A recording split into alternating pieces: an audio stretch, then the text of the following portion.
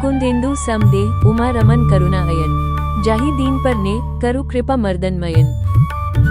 जिनका कुंद के पुष्प और चंद्रमा के समान गौर शरीर है, जो पार्वती जी के प्रियतम और दया के धाम है, और जिनका दीनों पर स्नेह है, वे कामदेव का मर्दन करने वाले शंकर जी मुझ पर कृपा करें।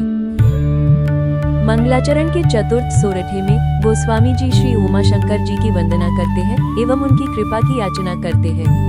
गोस्वामी जी कहते हैं कि श्री महादेव जी का शरीर कुंद के पुष्प के समान गौर वर्ण है और उनका शरीर चंद्रमा के समान कांतिमय एवं गौर है एवं अप्रकट रूप में यहाँ शंख की उपमा भी ली जा सकती है, जिसका वर्णन गोस्वामी जी ने आगे एक प्रसंग में किया है।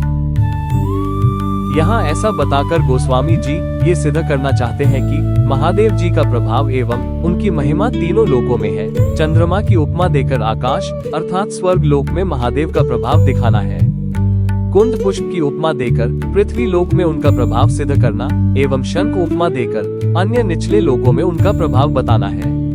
इस तरह से तीनों लोकों में महादेव जी की महिमा गोस्वामी जी सिद्ध करते हैं।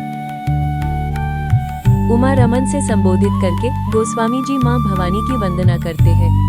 गोस्वामी जी कहते हैं कि शिव जी माता पार्वती जी के प्रियतम है। माँ पार्वती उनकी शक्ति है, उनकी अर्धांगिनी है। जहाँ सृष्टि रचना में पुरुष प्रकृति की बात आती है, वहाँ शिव पार्वती जी को ही संबोधित किया जाता है। पार्वती जी शिव जी की शक्ति स्वरूपा है एवं स्वयं प्रकृति है। पुरुष प्रकृति की भांति शिव पार्वती एक दूसरे के पूरक है एवं एक दूसरे से अभिन्न है।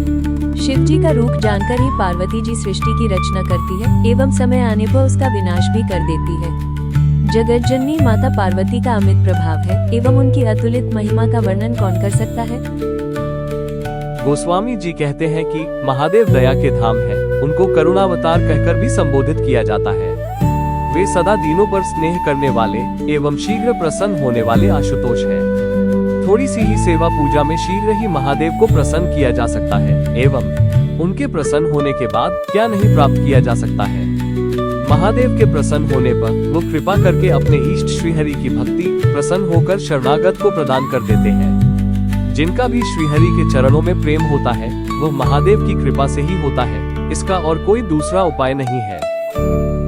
श्री राम ने तो श्री रामचरितमानस में कितने ही प्रसंगों पर यह घोषणा की है कि भगवान शिव की कृपा बिना मेरी भक्ति मनुष्य को नहीं मिलती है। ये सभी प्रसंग हम आगे आने वाले दिनों में कथा के क्रम में देखेंगे एवं समझने की चेष्टा करेंगे।